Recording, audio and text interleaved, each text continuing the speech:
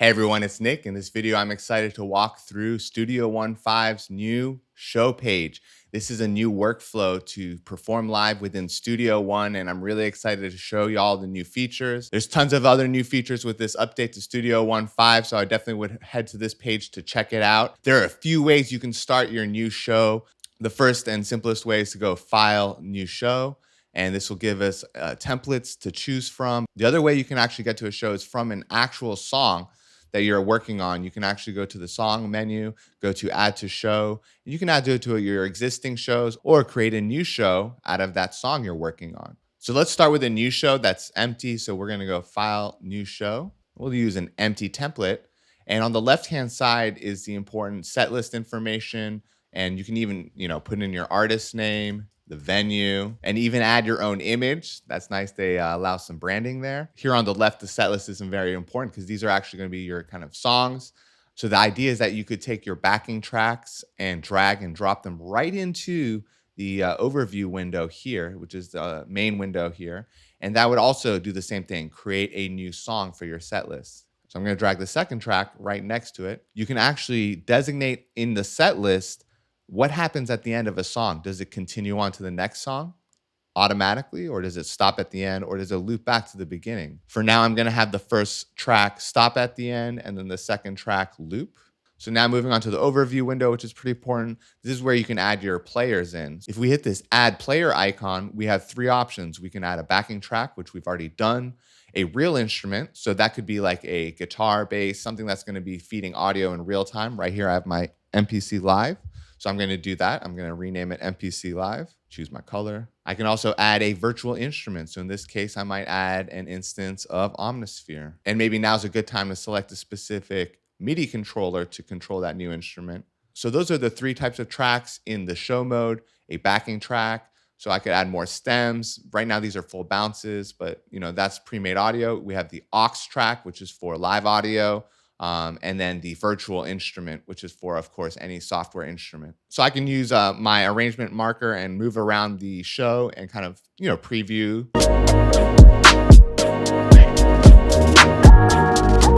different sections of it.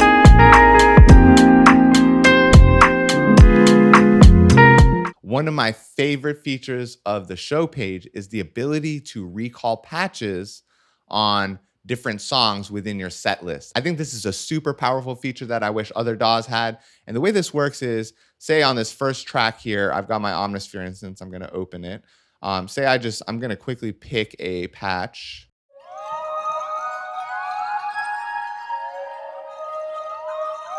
So if I want an Omnisphere to recall this patch without having separate tracks, right? I don't have to add a new instance of Omnisphere or anything like that.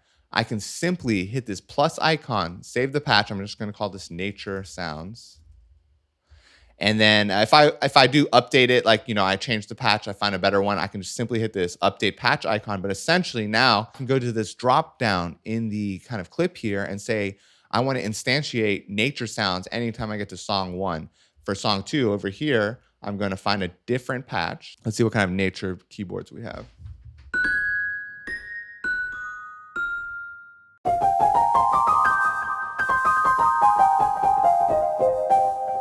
So just say I like this retrospective piano. I don't know if it's going to necessarily go well with that second track, but all I have to do again is I kind of like that patch. I'm going to create a new patch called Retro Piano, and then we're going to just select that drop down. And so now as soon as I trigger to song 1,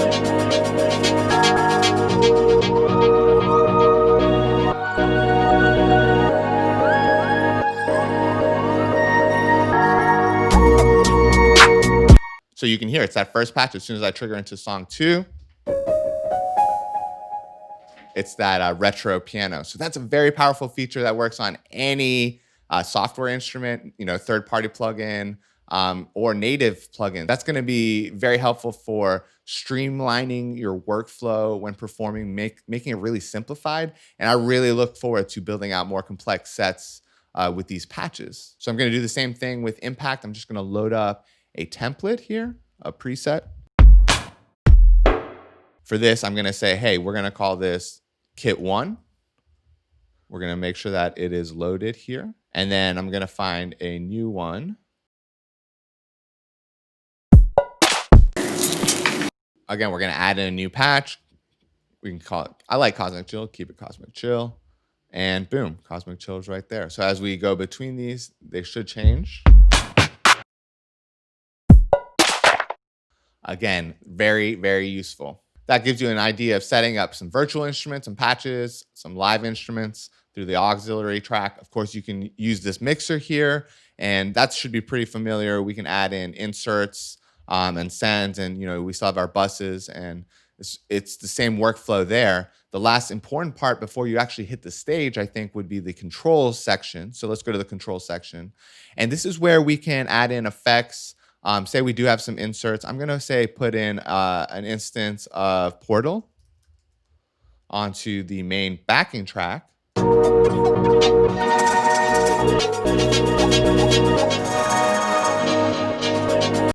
So that's cool. I could maybe, I like that dry wet parameter, and maybe I want to assign that to one of my controllers for the live performance, that dry wet parameter on Portal. The more manual way I would say would be to go through this kind of mapping area, and you can go to the console here. You can go say, this is the first player, my inserts, Portal, I want the dry wet, and find it. You can see this can get a little overwhelming since some plugins have tons of parameters. So I think the most streamlined way is to move the parameter you want. So that's that dry wet. I already found it. At the very top left, you see that it recognizes that parameter, and you just simply just click and drag that hand icon and just drag it to knob 1. Boom. And then it's simply there. This will control the dry wet. And then if I right click on that parameter, I can simply assign it to my controller. The way that works is on your MIDI controller. I have an Atom here made by Presonus, but any MIDI controller will work. You move the knob you want. So maybe I'll move the first knob here, and then I'll simply right click and it'll say assign master dry wet to knob 1. And you have some preset shapes here, which will be like some all buttons, some all sliders, all knobs, and then a mixture of buttons, sliders, and knobs. All right, so once you've set up kind of the songs in the order, you've set up your players, your aux tracks, your backing tracks, your virtual instruments, and then mapped your controls to your knobs, your faders, your buttons, then you're ready to hit the stage and hit the perform mode. So perform mode is nice because it strips away the UI and it really just streamlines it so that you know where you're looking to get to the next steps and to find your knobs. So once we hit perform mode, you're going to see that, it just turns really dark. We see our set list here. We only have stop, play, and then all of our controls that we've mapped. You can actually set colors. I would like to say that you can set colors right here. So I'm just going to set colors because that can be very helpful for myself when I'm like looking at this really quickly, which ones I want to look for. So essentially you rinse and repeat. You build up your set list to, a 30-minute, an hour-long set list, and you've got yourself a full show in Studio 1.5. So I'm going to do a run through of my 2-song show so you can see it in action.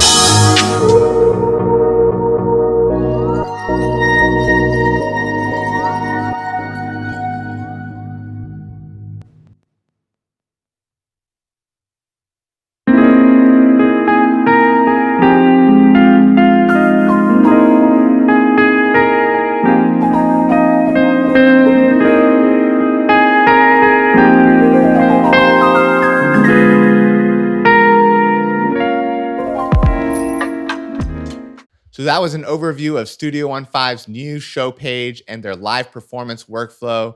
It's really exciting. There's some really great features that are pretty unique in there, and I'm excited for y'all to try it out. If y'all enjoyed the video, please leave a thumbs up and subscribe to our YouTube channel. We'll be releasing videos weekly.